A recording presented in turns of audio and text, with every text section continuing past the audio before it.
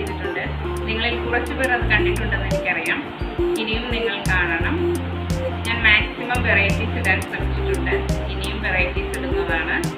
ഇന്ന് നമ്മൾ തയ്യാറാക്കുന്നത് റവ ലഡു ആണ്. അതെങ്ങനെയാണ് തയ്യാറാക്കേണ്ടതെന്ന് നമുക്ക് നോക്കാം. റവ ലഡുവിനായി ഞാനിവിടെ എടുത്തിരിക്കുന്നത് 1 കപ്പ് റോസ്റ്റഡ് റവ, 1/2 കപ്പ് ഡെസിക്കേറ്റഡ് കോക്കനട്ട്, പിന്നെ കാഷ്യൂനട്ട്, റൈസിൻസ് ആവശ്യത്തിന്, 1/2 കപ്പ് പഞ്ചസാര, 7 ഏലക്കായ, ചെറിയ ചൂടുള്ള പാല്, 1/2 കപ്പ്, 3 ടേബിൾ സ്പൂൺ നെയ്യ്. ആദ്യം നമുക്ക് പഞ്ചസാരയും ഏലക്കായും കൂടെ പൊടിച്ചെടുക്കാം. പഞ്ചസാരയും ഏലക്കയും കൂടെ ഞാൻ പൊടിച്ചെടുത്തിട്ടുണ്ട്. ഞാനൊരു കടായി വെച്ച് ചൂടാക്കിയിട്ടുണ്ട്. അതിലേക്ക് നമുക്ക് നെയ്യ് ഒഴിച്ചു കൊടുക്കാം.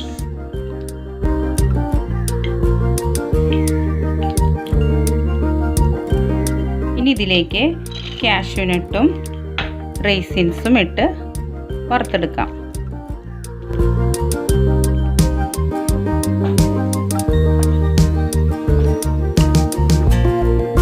ഇനി നമുക്കിത് എടുത്ത് മാറ്റാം.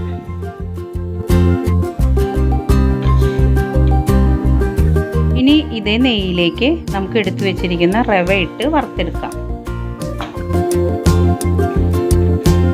ഇത് റോസ്റ്റഡ് റവ ആയതുകൊണ്ട് അധികം നേരം വറക്കണമെന്നില്ല. ഒരുവിധം ചൂടായി കഴിയുമ്പോൾ നമുക്കെടുക്കാം.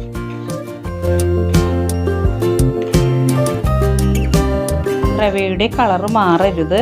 അതിനു മുമ്പ് ഫ്ലെയിം ഓഫ് ചെയ്യണം. ഇപ്പോൾ ഇത് ഏകദേശം നല്ലപോലെ ചൂടായി വന്നിട്ടുണ്ട്. നല്ലൊരു സ്മെല്ല് വരുന്നുണ്ട്. ഇനി നമുക്ക് ഫ്ലെയിം ഓഫ് ചെയ്യാം. ഇനി നമുക്കിത് ഒരു പരന്ന പ്ലേറ്റിലേക്ക് മാറ്റാം. ഇനി ഇതിലേക്ക് ഡെസിക്കേറ്റഡ് കോക്കനട്ട് ഇട്ട് കൊടുക്കാം.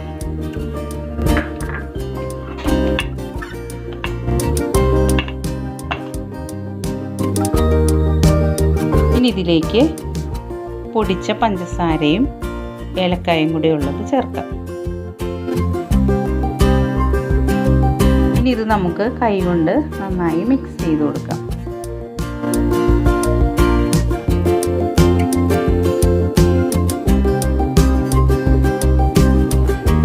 പഞ്ചസാരയൊക്കെ ചേർക്കുമ്പോൾ നിങ്ങൾ ഓരോരുത്തരുടെയും ആവശ്യത്തിനനുസരിച്ച് പഞ്ചസാര ഇടണം. മധുരം കൂടുതലാണ് വേണ്ടതെങ്കിൽ കൂടുതൽ പഞ്ചസാര ഇടേണ്ടതാണ്. ഇനി ഞാൻ അല്പം കളർ എടുത്ത് വെച്ചിട്ടുണ്ട്. ഫുഡ് കളർ ഒരു നുള്ളെടുത്തിട്ടുണ്ട്. ഇത് ഞാൻ ഈ മിൽക്കിലേക്ക് ചേർക്കുവാണ്. ചെറിയ ചൂടുള്ള പാലാണിത്. ഇതിലേക്ക് ചേർക്കുവാണ്. നിങ്ങൾ ചേർക്കണമെന്നില്ല. നമ്മൾ വീട്ടിൽ ഉപയോഗിക്കുമ്പോൾ ചേർക്കേണ്ട ആവശ്യമില്ല. ഇതിപ്പോൾ ഞാൻ ഒരു ഭംഗിക്ക് വേണ്ടിയിട്ട് ചെയ്യണതാണ്. ഫോട്ടോ വരുമ്പോൾ നല്ല ഭംഗി ഉണ്ടാകാൻ വേണ്ടിയിട്ടാണ് അല്പം കളർ ചേർത്തത്. ഇനി ഇതിലേക്ക് നമുക്ക് അല്പാൽപമായി പാലൊഴിച്ചു കൊടുക്കാം.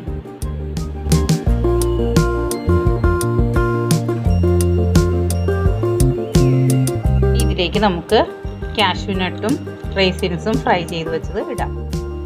ഇനി ഇതൊന്ന് മിക്സ് ചെയ്ത് കൊടുക്കാം.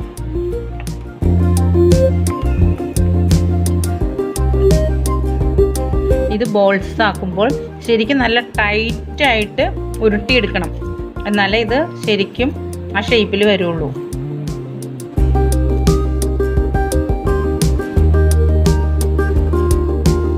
നമ്മൾ ഇതിൽ ഡെസിക്കേറ്റഡ് കോക്കനട്ട് ഇട്ടിരിക്കുന്നതുകൊണ്ട് ഈ ലഡു കുറച്ച് ദിവസം കേടാകാതിരിക്കും. ഡെസിക്കേറ്റഡ് കോക്കനട്ട് തന്നെ വേണം എന്നില്ല. നമ്മുടെ സാധാ നാളികേരവും ചേർക്കാം. പക്ഷെ അത് അധികം ദിവസം ഇരിക്കില്ല എന്ന് മാത്രം.